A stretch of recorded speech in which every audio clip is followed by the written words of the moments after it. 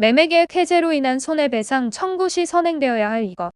부동산 가격이 등락한다 해도 크게 보면 꾸준히 오르고 있다고 할 수 있습니다. 부동산을 살 때 드는 돈이 적은 돈이 아니기에 계약이 틀어지는 경우에는 큰 손해를 입게 되기도 합니다.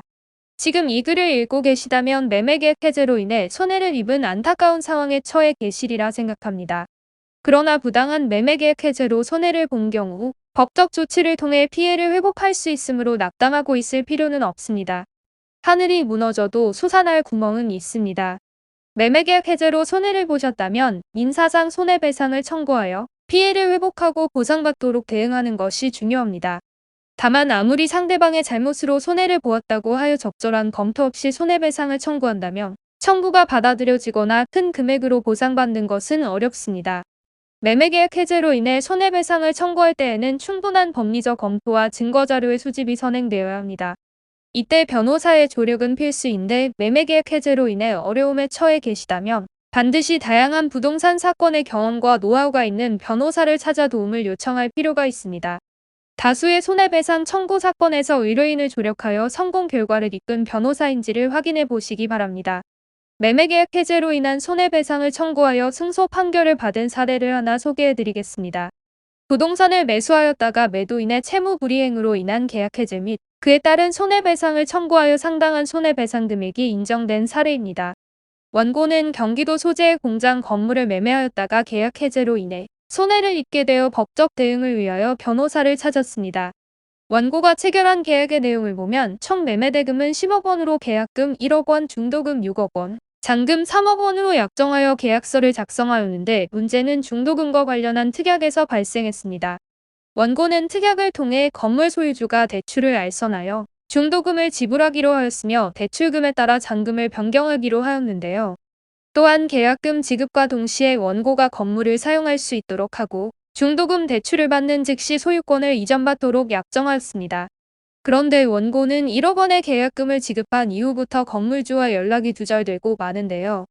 중도금 대출이 불발된 것은 물론 소유권 이전 등기를 격려하기로 약정한 날짜가 지났음에도 연락이 닿지 않자 원고는 해당 건물을 등기하여 운영하기로 한 사업 운영에 차질을 겪고 상당한 피해를 입게 되었습니다.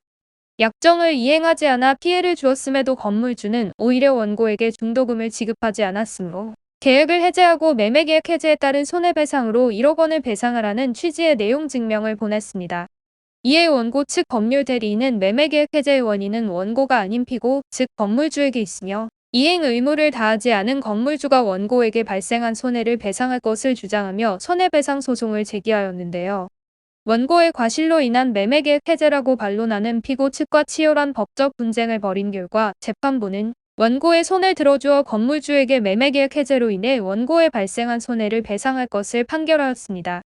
이처럼 매매계약을 체결한 후 상대방의 계약 위반으로 계약을 해제하게 되면 계약을 위반한 당사자를 상대로 손해배상을 청구할 수 있습니다. 이때 계약 해제의 원인을 두고 상대 측과 대립할 수 있는데 법리적 주장과 입증이 뒷받침되어야 하기에 법률 지식이 풍부한 전문가의 도움이 필수입니다. 이때 매매계약 해제로 인한 손해배상의 범위에 대하여 정확히 아는 것은 중요한데요. 민법은 채무불이행으로 인한 손해배상은 통상 손해를 한도로 하나 특별한 사정으로 손해가 발생하였다면 채무자가 그 사정을 알았거나 알 수 있었을 때에 한해 배상의 책임이 있다고 규정하고 있습니다. 쉽게 말해 손해의 범위를 어떻게 보느냐에 따라서 배상의 책임이 달라진다는 것인데요. 채무불이행으로 인한 통상 손해는 모두 배상되지만 특별 손해의 경우 채무자가 그 사정을 알았거나 알 수 있었을 때에 한하여 배상한다고 정하고 있으므로 특별 손해를 주장하기 위해서는 상당한 법리적 검토가 선행되어야 합니다. 일반적으로 부동산 매매계약을 체결한 이후 중도금 및 잔금을 지급하기 이전에는 매매계약을 해제할 수 있습니다. 하지만 일방적인 계약 해제로 인해 피해를 보는 상황이 벌어질 수 있기에 계약 해제에 따른 위약금을 지급해야 하는데요.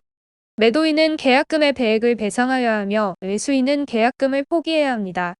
나아가 매매계약 해제로 인해 특별한 손해가 발생하였다면 채무자가 그 사정을 알았거나 알 수 있었던 상황에서 그러한 손해를 배상할 책임이 있으므로 전문가의 도움을 받아 적극적으로 대응할 필요가 있습니다.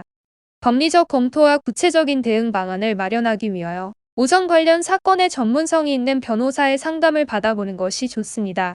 법률사무소 AL은 매매계약 해제로 인한 손해배상 청구 사건에서 원고 및 피고를 법률 대리하여 다수의 승소 결과를 이끌고 있습니다. 관련하여 도움이 필요하시다면 언제든지 문의 주시기 바랍니다. 전문 변호사가 24시간 직접 카카오톡 무료 법률 상담을 통해 구체적인 해결 방안을 모색해 드리겠습니다. 금액이 큰 부동산과 관련하여 분쟁이 발생하면 당사자는 매우 큰 정신적 고통에 시달릴 수밖에 없습니다. 온라인상 부동산 분쟁에 대한 정보는 정확하지 않은 경우가 많기에 혼자서 대응하다가 불리한 결과를 맞이한 분들도 많습니다. 더 큰 손해로 이어지기 전에 전문적인 도움을 받으실 수 있도록 신속히 연락 주시기 바랍니다.